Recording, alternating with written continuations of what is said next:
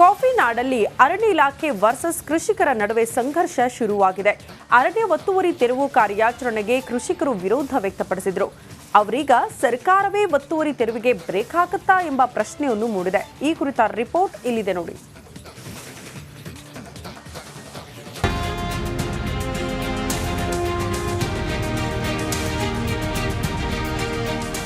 Coffee ನಾಡು ಚಿಕ್ಕಮಗಳೂರಿನಲ್ಲಿ ಕಳೆದೊಂದು ತಿಂಗಳಿನಿಂದ ಒಂದೇ ಒಂದು ಸಂಘರ್ಷ. ಅದು ಅರಣ್ಯ ಇಲಾಖೆ ವರ್ಸಸ್ ಕೃಷಿಕರು. ಅರಣ್ಯ ಇಲಾಖೆ ಒತ್ತುವರಿ ತೆರವಿಗೆ ಮುಂದಾದ್ರೆ ಮತ್ತೊಂದು ಕಡೆ ರೈತರು ಹಾಗೂ ಜನಪ್ರತಿನಿಧಿಗಳು ಬೀದಿಗಿಳಿದಿದ್ರು. ಇದು ಕಾಂಗ್ರೆಸ್ನವರಿಗೂ ತಲೆನೋವಾಗಿತ್ತು. ಜಿಲ್ಲೆಯಲ್ಲಿ 5 ಕಾಂಗ್ರೆಸ್ ಶಾಸಕರಿದ್ದು ಅದರಲ್ಲಿ 4ವರಿಗಂತೂ ಈ ಒತ್ತುವರಿ ತೆರವಿನ ಬಿಸಿ ಮುಟ್ಟಿತ್ತು. ಆದ್ರೀಗ ಒತ್ತುವರಿ ತೆರವು ಮಾಡೋದನ್ನ ಸದ್ಯಕ್ಕೆ ನಿಲ್ಲಿಸಿದ್ದೇವೆ. ಜಂಟಿ ಸರ್ವೆ ನಂತರ ಮುಂದಿನ ಕ್ರಮ ಕೈಗೊಳ್ಳುತ್ತೇವೆ ಅಂತ ಕಾಂಗ್ರೆಸ್ ಶಾಸಕರೇ ಬಹಿರಂಗವಾಗಿ ಹೇಳಿಕೊಂಡಿದ್ದಾರೆ.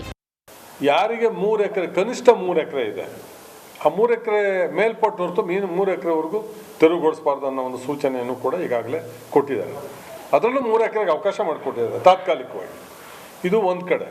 ಏನೇನು ಅರ್ಜಿಗಳು ಸಲ್ಲಿಸಿದ್ವಿ, ನಾನು ಮೊದಲೇ ಹೇಳಿದೆ, ತಾವು ಕೇಳಿದ ಪ್ರಶ್ನೆಗೆ ಯಾವ್ಯಾವ ಸರ್ವೆ ನಂಬರ್ಗಳಲ್ಲಿ ಅರ್ಜಿ ಇದಾವೆ, ಇತ್ಯರ್ಥ ಆಗದೆ ಅರ್ಜಿ ಬಾಕಿ ಇದಾವೆ, ಅವನು ಕೂಡ ತೆರವುಗೊಳಿಸಬಾರ್ದು ಅಂತೇಳಿ ಸ್ಪಷ್ಟ ಸೂಚನೆಯನ್ನು ಈಗಾಗಲೇ ಕೊಟ್ಟಿದ್ದಾರೆ.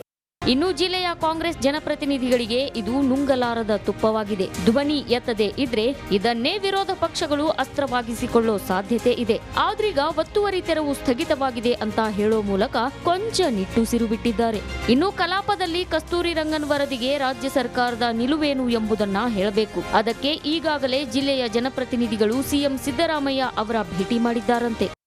2022ರಲ್ಲಿ ಸುಮಾರು ಒಟ್ಟು 5 ಬಾರಿ ಇದನ್ನ ಒಪ್ಪಕ್ಕೆ ಸಾಧ್ಯ ಇಲ್ಲ ಅಂತಕ್ಕಂಥ ಒಂದು ತೀರ್ಮಾನವನ್ನು ತೆಗೆದುಕೊಂಡು ನಮ್ಮ ಸರ್ಕಾರ ಮತ್ತು ಹಿಂದೆ ಯಡಿಯೂರಪ್ಪನ ಸರ್ಕಾರ ಇದ್ದಲ್ಲಿ ನಾವು ತಿರಸ್ಕಾರ ಮಾಡಿದ್ವಿ. ಮತ್ತೆ ಪುನಃ ಕೇಂದ್ರ ಸರ್ಕಾರ ಅದನ್ನ ರಾಜ್ಯ ಸರ್ಕಾರ ತೀರ್ಮಾನ ತಗೋಬೇಕು ಅಂತಕ್ಕಂಥ ಒತ್ತಡವನ್ನು ಹಾಕಿ ಪದೇ ಅದನ್ನು ಅನುಷ್ಠಾನಗೊಳಿಸ್ತಕ್ಕಂಥ ಹುನ್ನಾರ ನಡೀತಾ ಇದೆ. ಕಾಫಿ ನಾಡಲ್ಲಿ ವರುಣಾಘಾತದ ನಂತರ ಬೆಂಬಿಡದೆ ಕಾಡಿದ ಒತ್ತುವರಿ ತೆರವು ಕಾರ್ಯಾಚರಣೆ ಸ್ಥಗಿತವಾಯ್ತ. ಜನಾಕ್ರೋಶಕ್ಕೆ ಸೈಲೆಂಟ್ ಆಗಿಯೇ ನಿಲ್ಲಿಸ್ತ. ಕಸ್ತೂರಿ ರಂಗನ್ ವರದಿಯು ಈ ಬಾರಿ ತಿರಸ್ಕಾರವಾಗುತ್ತಾ? ಹೀಗೆ 10 ಹಲವು ಪ್ರಶ್ನೆಗಳು ಸ್ವತಃ ಕಾಂಗ್ರೆಸ್ ಶಾಸಕರೇ ಮುಂದಿಟ್ಟಿದ್ದಾರೆ. ಒಟ್ನಲ್ಲಿ ಸರ್ಕಾರದ ಮುಂದಿನ ನಿರ್ಧಾರ ಏನು ಅನ್ನೋದನ್ನ ಕಾದು ನೋಡಬೇಕಿದೆ. ಚೇತನ್ ಪದ್ಮಶಾಲಿ, ರಿಪಬ್ಲಿಕ್ ಕನ್ನಡ, ಚಿಕ್ಕಮಗಳೂರು.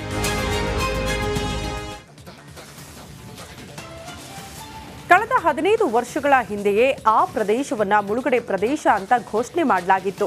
ಆದರೆ ಆ ಗ್ರಾಮದ ಜನರನ್ನ ಮಾತ್ರ ಸ್ಥಳಾಂತರ ಮಾಡ್ತಿಲ್ಲ. ಹೀಗಾಗಿ ಅಲ್ಲಿನ ಜನರ ಬದುಕು ಅಕ್ಷರಶಃ ಅತಂತ್ರವಾಗಿದೆ. ಎಲ್ಲಿ ಏನಾಯ್ತು ಅಂತೀರಾ? ಈ ಸ್ಟೋರಿ ನೋಡಿ.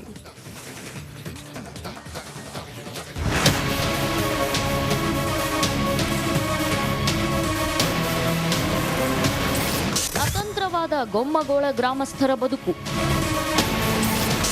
ನಿರಾಶ್ರಿತರಂತೆ ಜೀವನ ನಡೆಸುತ್ತಿರುವ ಗ್ರಾಮಸ್ಥರು.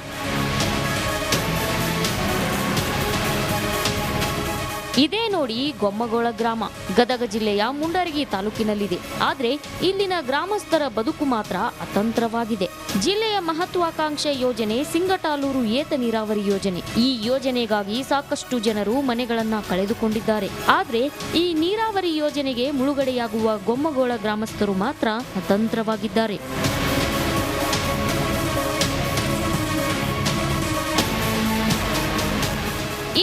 ಸರ್ಕಾರ ಗೊಮ್ಮಗೋಳ ಗ್ರಾಮ ಸ್ಥಳಾಂತರ ಮಾಡಬೇಕು ಅಂತ ಗ್ರಾಮಸ್ಥರಿಗೆ ಪರಿಹಾರ ನೀಡಿದ್ರು. ಗ್ರಾಮದಿಂದ ಸ್ವಲ್ಪ ದೂರದಲ್ಲಿ ಸ್ಥಳಾಂತರ ಮಾಡಲು ಕೋಟ್ಯಾಂತರ ರೂಪಾಯಿ ಖರ್ಚು ಮಾಡಿ ಜಾಗ ಗುರುತಿಸಿ ಅಭಿವೃದ್ಧಿ ಮಾಡಿತ್ತು. ಆದ್ರೆ ಸಕಾಲದಲ್ಲಿ ಗ್ರಾಮವನ್ನ ಸ್ಥಳಾಂತರ ಮಾಡಲಿಲ್ಲ.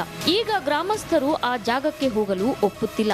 ಸರ್ಕಾರ ನಮಗೆ ಮತ್ತೊಮ್ಮೆ ಪರಿಹಾರ ನೀಡಬೇಕು, ಆಗ ನೀಡಿದ ಪರಿಹಾರದಿಂದ ಮನೆ ನಿರ್ಮಾಣ ಮಾಡಿಕೊಳ್ಳಲು ಆಗ್ತಿಲ್ಲ ಅಂತ ಹೇಳ್ತಿದ್ದಾರೆ. ಆಮೇಲೆ ಹೊಸ ಊರಿಂದ ಹಳೆ ಊರಿಗೆ ಬರೋಕೆ ದಾರಿ ಇಲ್ಲ, ಉಳಿದ ಜಮೀನಿಗೆ ಹೋಗೋಕೆ ದಾರಿ ಇಲ್ಲ. ಎಲ್ಲ ಅತಂತ್ರ ಮಾಡಿ ನಮ್ಮನ್ನು ಇಲ್ಲಿನೂ ಬದುಕೋಕ್ಕಾಗದ ಅಲ್ಲಿ ಬದುಕೋಕ್ಕಾಗದ ಅತಂತ್ರ ಮಾಡ್ಯಾರ ಸರ್ಕಾರದವರು. ಬಂದ ಸರ್ತಿಗೊಮ್ಮೆ ನಾವು ಕೇಳ್ತೀವಿ, ಮಾಡಿಕೊಡ್ತೀವಿ ಅಂತಾರೆ, ಯಾರು ಹೊಳ್ಳಿ ಬರೋದಿಲ್ಲ. ಇಲೆಕ್ಷನ್ ಇದ್ದಾಗ ಒಮ್ಮೆ ಬರ್ತಾರೆ, ಇಲೆಕ್ಷನ್ ಮುಗಿದ ಕೂಡಲೇ ಹೋಗಿಬಿಡ್ತಾರೆ. ದೇವಸ್ಥಾನ, ಸಮುದಾಯ ಭವನ, ರಸ್ತೆ, ಶಾಲೆಗಳನ್ನ ನಿರ್ಮಾಣ ಮಾಡಲಾಗಿದೆ. ಆದ್ರೆ ಆ ಜಾಗದಲ್ಲಿ ಈಗ ಜನರು ವ್ಯವಸಾಯ ಮಾಡುತ್ತಿದ್ದಾರೆ. ಹೀಗಾಗಿ ಕಳೆದ ಹಲವು ವರ್ಷಗಳಿಂದ ನಿರಾಶ್ರಿತರ ಹಾಗೆ ಜೀವನ ನಡೆಸುತ್ತಿದ್ದೇವೆ ಅಂತಾರೆ ಗ್ರಾಮಸ್ಥರು.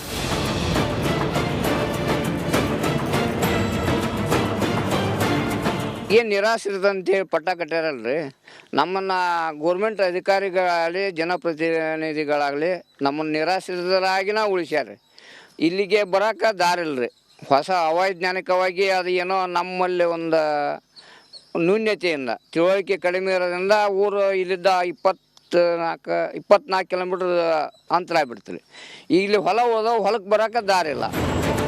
ತುಂಗಭದ್ರಾ ನದಿಗೆ ಹೆಚ್ಚಿನ ನೀರು ಬಂದ್ರೆ ಸಿಂಗಟಾಲೂರು ಬ್ಯಾರೇಜ್ ಭರ್ತಿಯಾಗುತ್ತೆ. ಬ್ಯಾರೇಜ್ ಭರ್ತಿಯಾದ್ರೆ ಗೊಮ್ಮಗೋಳ ಗ್ರಾಮ ಸಂಪೂರ್ಣವಾಗಿ ಮುಳುಗಡೆಯಾಗುತ್ತದೆ. ಇನ್ನಾದ್ರೂ ಸರ್ಕಾರ ಗ್ರಾಮಸ್ಥರ ಸಮಸ್ಯೆಗೆ ಶಾಶ್ವತವಾದ ಪರಿಹಾರ ಕಲ್ಪಿಸುತ್ತಾ ಕಾದು ನೋಡಬೇಕಿದೆ.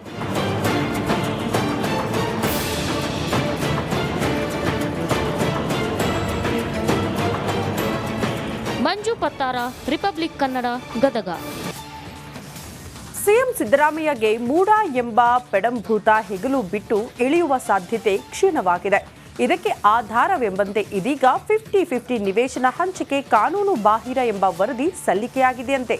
ಇದು ಯಾವ ರೀತಿ ಕಂಟಕ ಆಗುತ್ತೆ, ಆ ಕುರಿತ ರಿಪೋರ್ಟ್ ಇಲ್ಲಿದೆ ನೋಡಿ.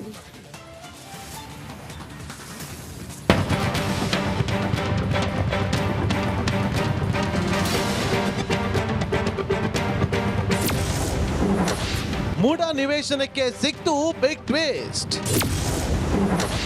50-50 ನಿವೇಶನ ನಿಯಮ ಬಾಹಿರಾನ.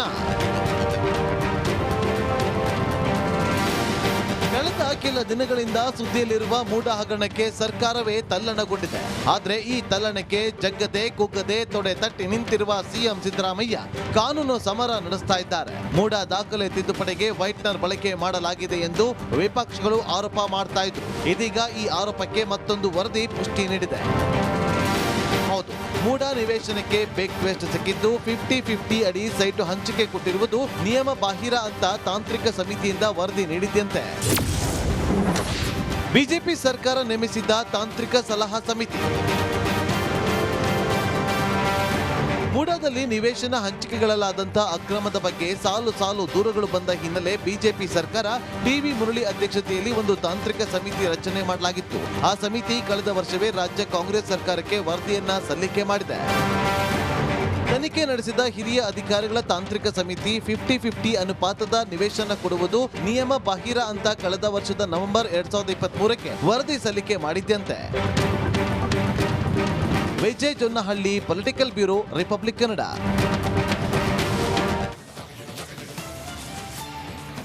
ಮೂಡ ಹಗರಣದಲ್ಲಿ ಸಿಎಂ ಗಾದಿಗೆ ಸಂಕಷ್ಟ ಹೆಚ್ಚಾಗ್ತಿದ್ದಂತೆ ಸಿದ್ದರಾಮಯ್ಯ ಅವರೇ ಹೊಸ ಟ್ವಿಸ್ಟ್ ನೀಡಿದ್ದಾರೆ.